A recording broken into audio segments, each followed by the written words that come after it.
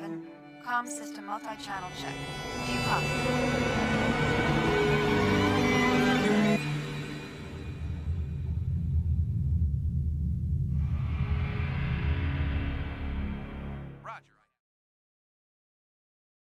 In most science fiction, space is portrayed as a place of wonder, adventure, and discovery. The universe is an unknown frontier to be conquered by heroic figures, and the experience of traveling through space is depicted as an inherently grand and meaningful endeavor.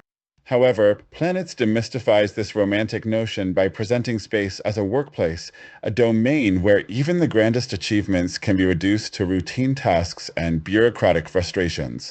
Planets offers a unique and realistic portrayal of space exploration by stripping away the mystique often associated with astronauts and presenting their work as a gritty, hazardous, and often mundane job. In doing so, the series reflects a broader phenomenon seen throughout history, how once radical technologies or professions, initially hailed as groundbreaking or heroic, gradually become normalized and integrated into everyday life. This demystification of the astronaut profession in Planets is not just a narrative choice, but also a reflection of the cyclical nature of human innovation where extraordinary feats of human achievement are eventually absorbed into everyday life. The characters in Planets are not explorers seeking to chart unknown worlds. They are employees who are part of a massive corporate-driven space economy. Hachimaki and his team in the debris section spend their days collecting hazardous space junk, a task that is essential for the safety of space stations and spacecraft, but is regarded as low status and unremarkable. In this sense, Planet strips space exploration of its fantastical allure and exposes the mundane reality of working in space. The vastness of the cosmos, with its infinite possibilities, becomes just another backdrop for tedious, dangerous, and thankless work. This portrayal of astronauts as space garbage collectors is key to the series' demystification of the profession. The characters and planets experience frustrations similar to those of workers in more familiar blue-collar jobs. They face long hours, difficult working conditions, bureaucratic red tape, and a lack of recognition. For them, space is not a thrilling frontier, but a workplace where they confront both physical dangers and existential monotony. The sense of awe often associated with space travel is tempered by the harsh reality that, in the context of their daily duties, it's just another job. This makes the setting feel grounded, even though it takes place in an environment as fantastical as outer space. This demystification is most evident in the character of Hachimaki, who dreams of escaping the drudgery of his debris-collecting job to achieve personal greatness by owning his own spaceship. His longing for more meaningful work and his struggle with the mundane nature of his current job reflect the way many people feel when they enter fields that, from the outside, seem glamorous but are filled with routine tasks and systemic challenges. For Hachimaki, space initially represents limitless potential, the final frontier where he can achieve greatness. However, over time, space becomes a source of existential dread. During his solo spacewalk, when he is detached from the safety of his ship and floats alone in the void, Hachimaki is confronted with the terrifying reality of space. It is vast, indifferent, and empty. This moment forces him to confront the insignificance of his individual ambitions in the grand scope of the universe.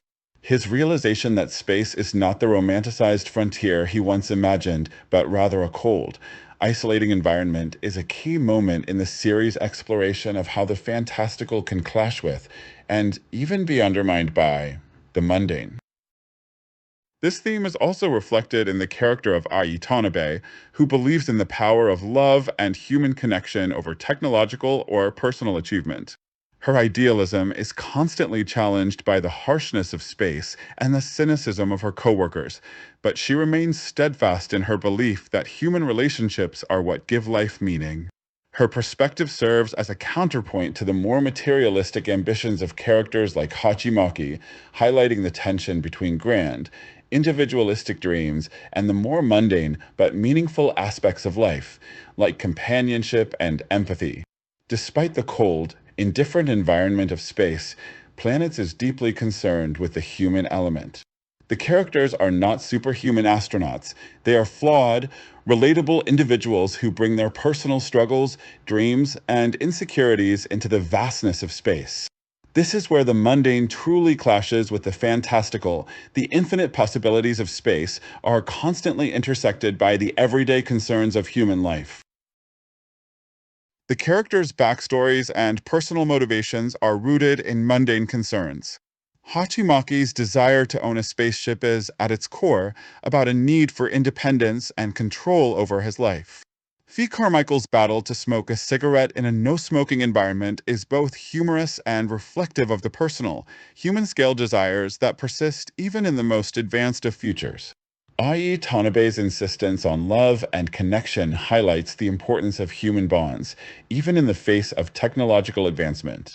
This human element grounds the series and reminds viewers that even in the most fantastical settings, human concerns, emotions, and needs remain constant. The grandeur of space does not erase the everyday realities of life. It simply changes the context in which those realities play out. This tension between the mundane and the fantastical creates a richly textured narrative where space is not a place of pure wonder, but a reflection of the same challenges, frustrations, and joys that define life on Earth. The transformation of space travel from a heroic endeavor to a routine job in planets can be viewed as a broader commentary on how society integrates new technologies. Radical inventions, which initially seem to push the boundaries of human capability, gradually become mundane as they are incorporated into daily life. This normalization process is a natural part of technological progress. What once seemed miraculous becomes expected. Space exploration, once at the cutting edge of human achievement, is on this trajectory as well. With private companies like SpaceX, Blue Origin, and others working to commercialize space travel, the once heroic image of astronauts is becoming more aligned with corporate objectives. Space tourism, for example, is no longer science fiction. It is a burgeoning industry. Just as flight attendants and airline pilots are now seen as regular workers rather than pioneers of human flight, future space workers may one day be viewed as simply another profession. Planets also touches on the ethical and societal implications of this shift. As space becomes more accessible, it raises questions about who benefits from these technological advancements. In the series, the commercialization of space is fraught with issues of inequality, as only the wealthy can afford to capitalize on space resources, leaving poorer nations and individuals behind. This tension mirrors real-world debates about how new technologies often widen the gap between nations. In the series, space, despite its vastness and the wonder it evokes, is tightly controlled by corporate interests and national governments. The debris section, for example, operates under the control of Techora Corporation, and their work is subject to the same bureaucratic inefficiencies, budget cuts, and profit-driven decisions that define many earthbound industries. The presence of corporate bureaucracy in space highlights how human systems of control and corporatism extend even into the most fantastical of settings.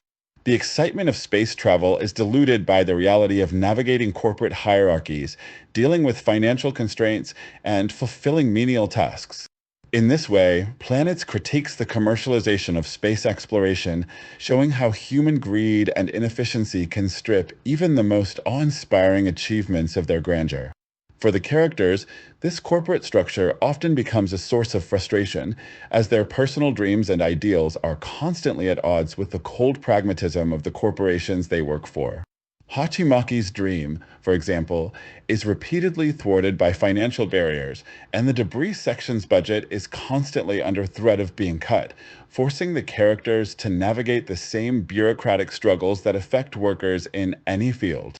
This grounded, realistic portrayal of space work serves as a stark contrast to the idealized visions of space exploration often seen in other media, where space is depicted as a realm of pure discovery and progress. Space in Planets is not just a setting, but a psychological landscape where isolation and loneliness take center stage. The vast emptiness of the cosmos mirrors the internal struggles of the characters, who often find themselves confronting the alienation that comes with living in space. Unlike other space dramas that focus on the external challenges of space travel, Planets is more interested in the internal, psychological toll that such isolation can take.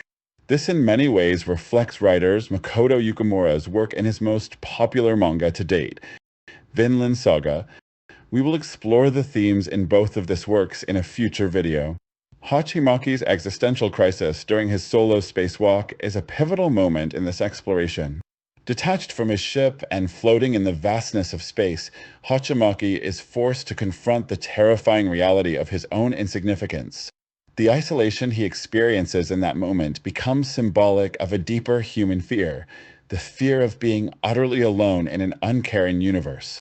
This scene is a striking example of how Planets uses the setting of space to explore the psychological dimensions of isolation, not just as a physical state, but as an emotional and existential one. Other characters experience isolation in different ways. The crew of the debris section, while physically close to one another, often struggle with feelings of detachment and loneliness.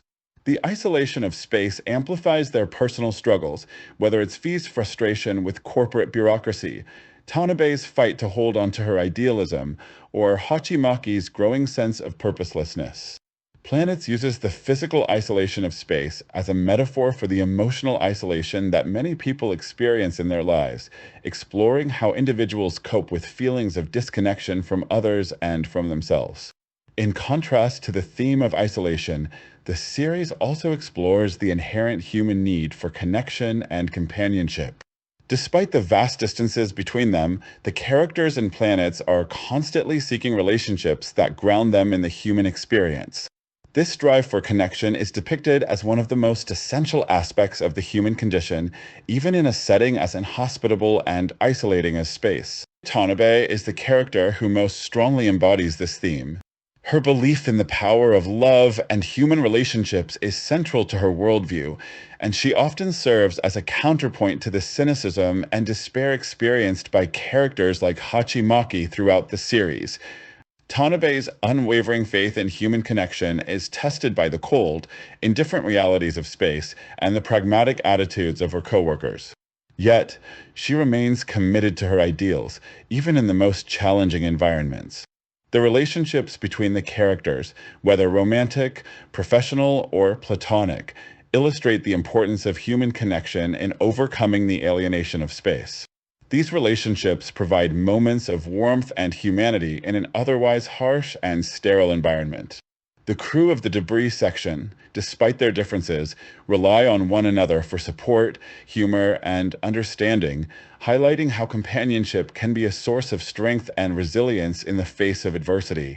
In this sense, Planets suggests that it is our relationships with others that help us navigate the existential challenges of life, no matter how grand or mundane our circumstances may be. The exploration of space and planets inevitably brings up larger existential questions about humanity's place in the universe.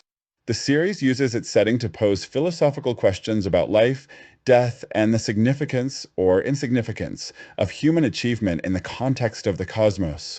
Space, with its infinite expanse and unknowns, becomes a stage for contemplating the big questions that have always preoccupied humanity.